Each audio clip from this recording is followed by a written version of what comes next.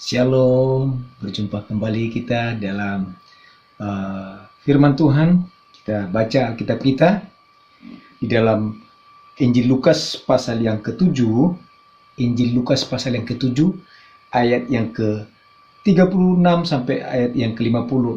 Saya baca untuk kita.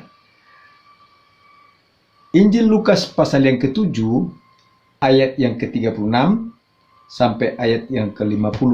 Dikatakan di sini, seorang Farisi mengundang Yesus untuk datang makan di rumahnya. Yesus datang ke rumah orang Farisi itu, lalu duduk makan. Di kota itu ada seorang perempuan yang terkenal sebagai seorang berdosa. Ketika perempuan itu mendengar bahwa Yesus sedang makan di rumah orang Farisi itu, datanglah ia membawa sebuah buli-buli pualam berisi minyak wangi. Sambil menangis ia pergi berdiri di belakang Yesus dekat kakinya, lalu membasahi kakinya dengan air matanya dan menyekanya dengan rambutnya.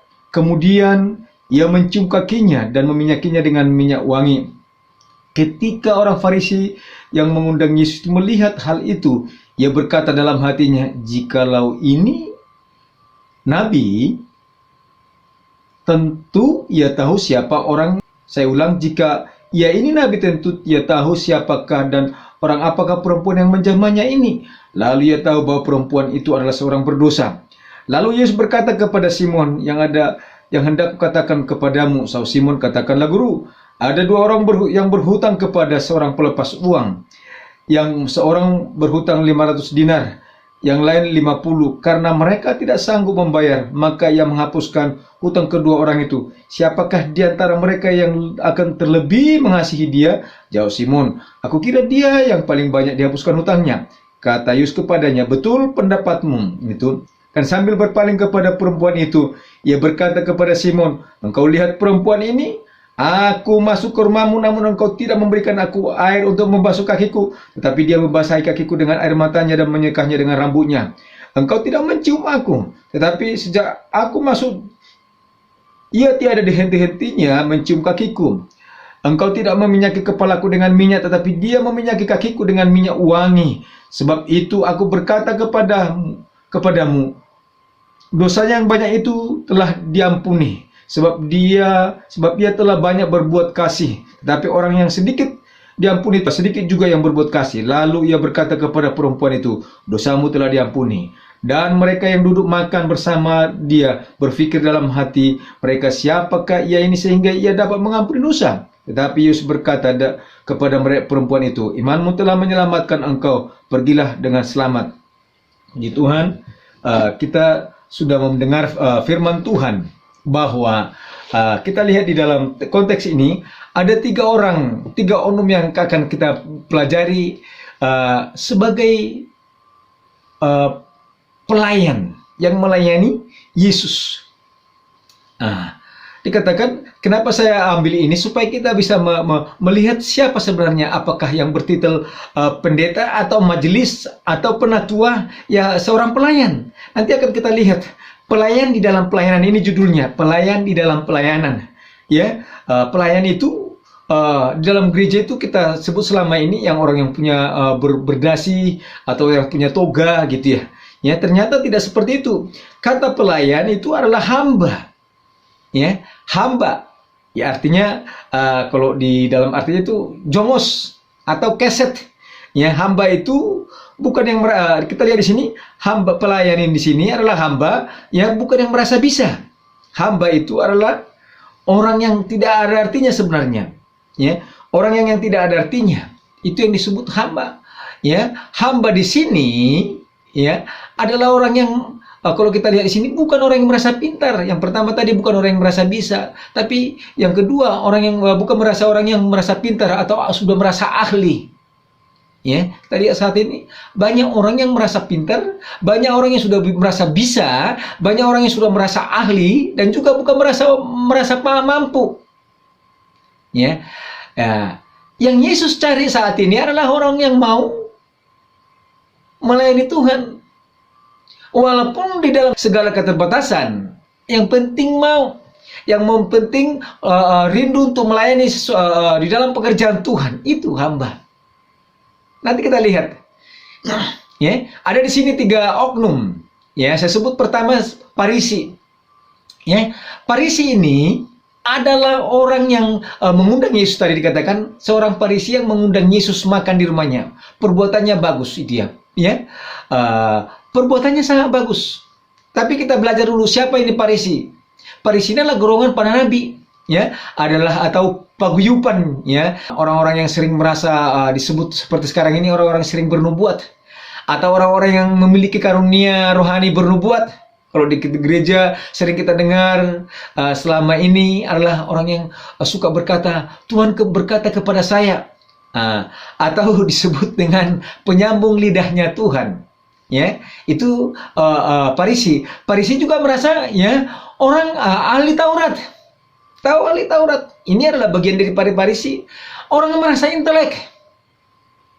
Ya, orang yang merasa paling mengerti, pintar tentang Taurat. Iya. Maka disebut ahli Taurat. Semua dia kuasai.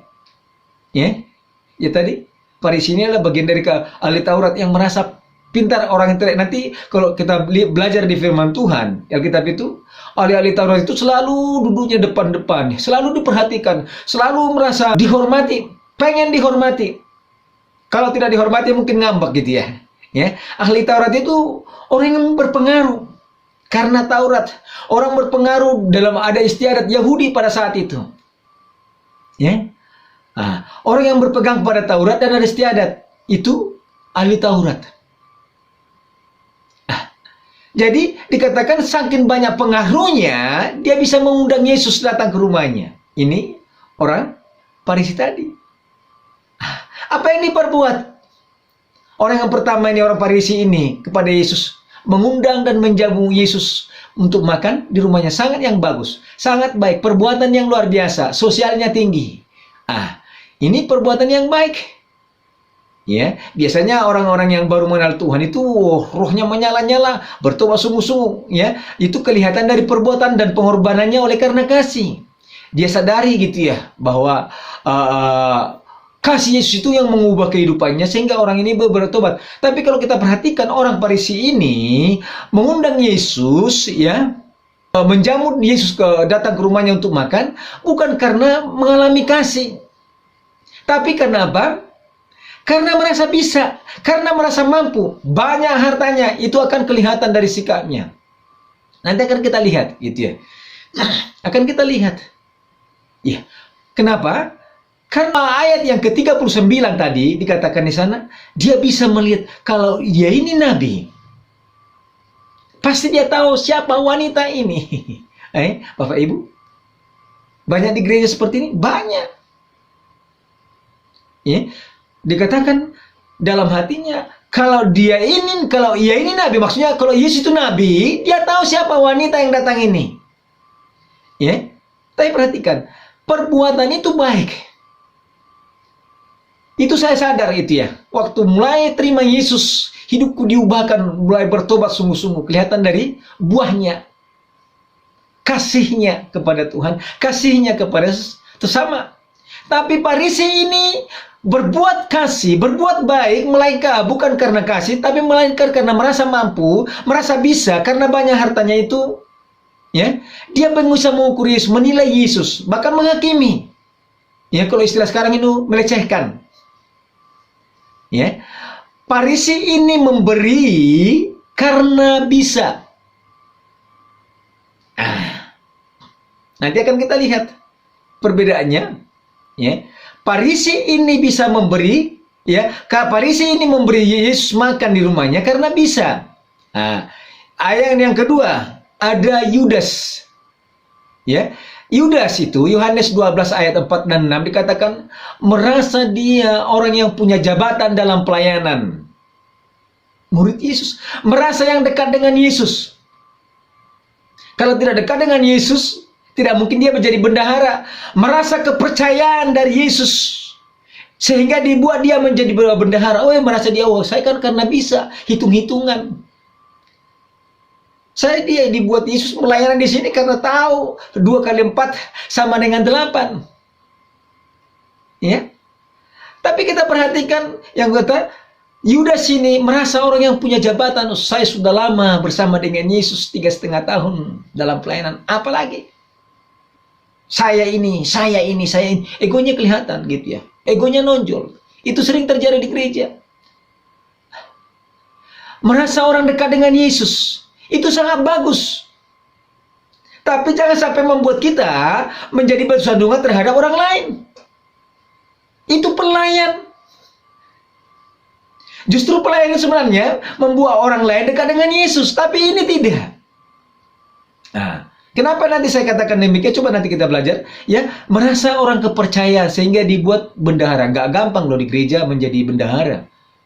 Ya, itu ada banyak ukurannya. Orang percaya, dipercayakan gitu ya. Integritasnya tinggi. Dan juga memang kalau bendahara biasanya itu diangkat karena ada uangnya gitu ya. Ada hartanya. Ya, sehingga bukan karena pendetanya mata duitnya, tidak. Sehingga artinya tidak lagi persembahan itu dipergunakan untuk kebutuhan kehidupannya sehari-hari.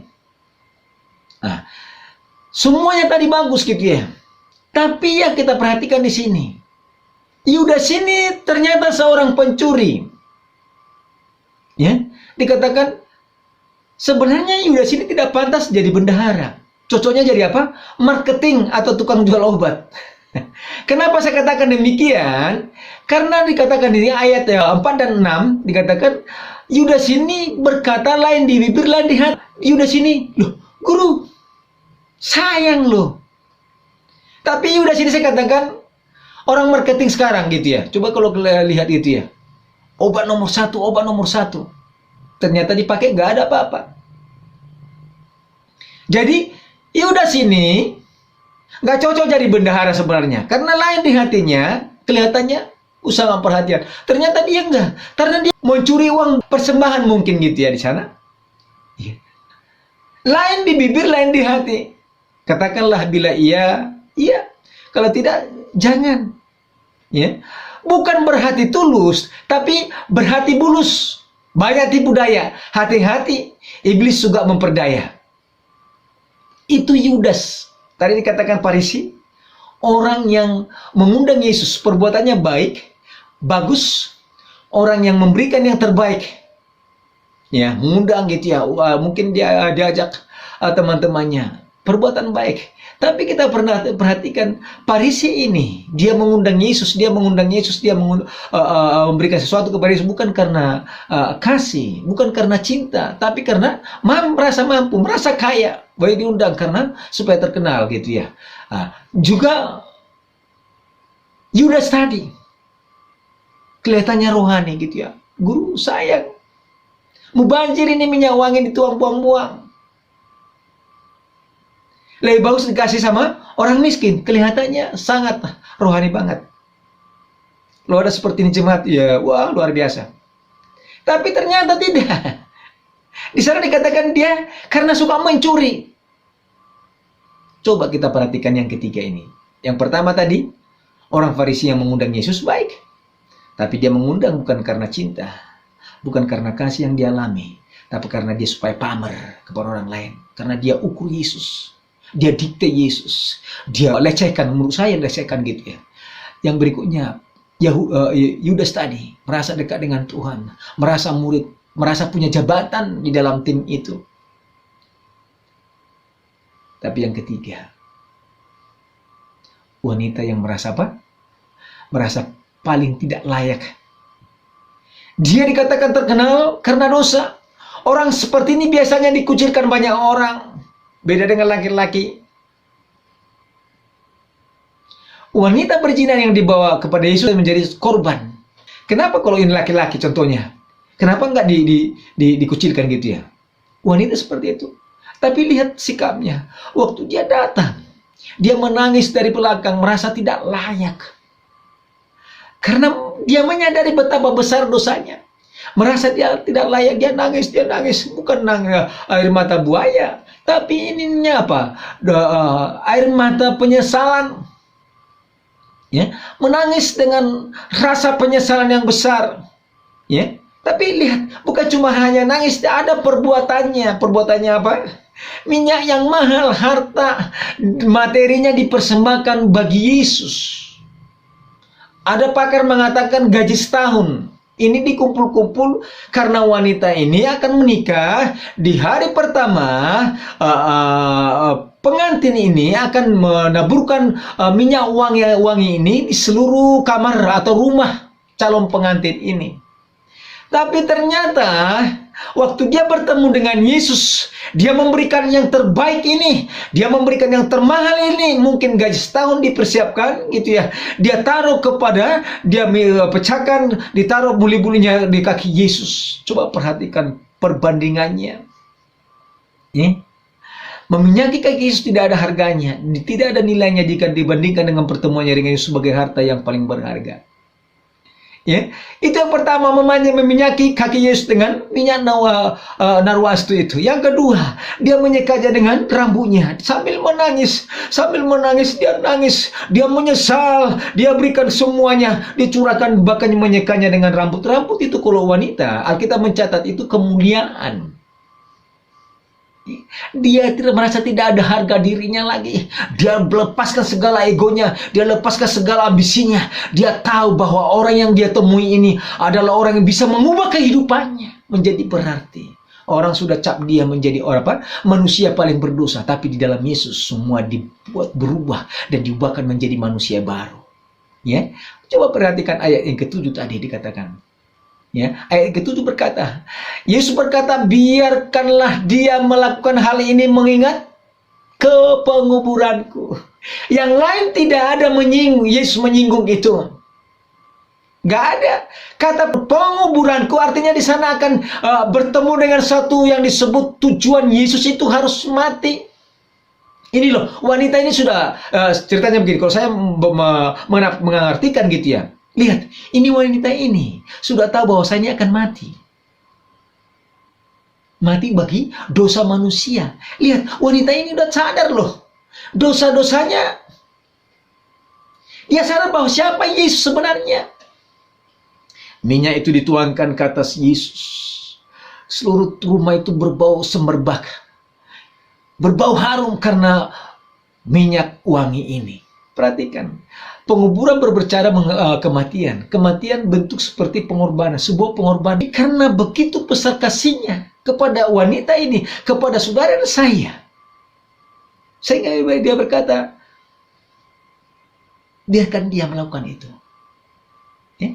Pelayan yang melayani. Yang mana? Orang Farisi? Tidak. Orang Farisi itu melayani Yesus. Karena dia mampu. Karena dia supaya terkenal. Banyak hamba Tuhan saat ini supaya terkenal. Dia lakukan sesuatu supaya terkenal. Ternyata itu mempermalukan nama Yesus. Yang kedua, Yudas merasa pelayan. Merasa tim daripada pelayanan Yesus. Merasa murid. Dia coba bermanis. Melakukan perkataan-perkataan yang kelihatannya manis, kelihatannya rohani. Tapi dia pencuri. Banyak hamba Tuhan saat ini pencuri. Banyak. Tapi wanita ini yang terkenal berdosa ini datang kepada Yesus. Dia berbuat sesuatu karena apa? Karena kasih. Itulah pelayan. Itulah hamba. Itu yang disebut jongos. Saya ingat satu lagu. Lagunya, beriku hati untuk mengasihimu, beriku hati untuk menyembahmu, beriku hati memujimu dan mengasihi engkau. Sambil dia menyekanya dengan rambutnya terus dan menangis penyesalan, seperti wanita yang datang mengurapimu. Saat ini saya tidak mengenal saudara yang mendengar firman Tuhan ini. Tapi kalau saudara merasa saudara adalah hamba Yesus Kristus, hamba Tuhan, mungkin gak besar pengorbananmu, tapi Tuhan mencari hati. Tuhan mencari hatimu yang mau mengasihi Dia lebih dari segala yang lain. Bukan karena terkenal, bukan karena engkau hebat, Di hadapan Tuhan nggak ada yang hebat. Yesus itu luar biasa. Kalau mungkin kau punya harta, jangan mendikte Yesus. Seolah-olah engkau sudah berbuat sesuatu untuk pelayanan Yesus. Jangan. Ini dosa paling besar. Kalau engkau sudah merasa dipakai oleh Tuhan, sudah merasa dekat dengan Tuhan, hati-hati bibirmu, hati-hati perkataan. Jangan bermanis bibir, lain di hati, lain di bibir, lain di hati. Sama seperti udah sini. Katakan, kalau lagu dunia ini, katakan sejujurnya. Jangan munafik, supaya engkau mencuri. Tapi, kalau engkau ada kesempatan untuk melayani Tuhan, dekat dengan Tuhan, berikan yang terbaik untuk Tuhan. Bukan karena kita, bukan karena kehebatan kita, tapi karena kasih-Nya yang sudah mengubahkan hidup kita, hidupmu dan hidupku. Dan saya percaya, nama Tuhan dipermuliakan. Ya, waktu penguburannya, waktu kematiannya, banyak orang yang datang bersaksi, Tuhan Yesus itu ajaib. Ini doaku, ini hatiku kepadamu Tuhan. Saat ini, ubah hidupku supaya aku bisa memberikan yang terbaik untuk Tuhan. Terima kasih, Tuhan Yesus memberkati.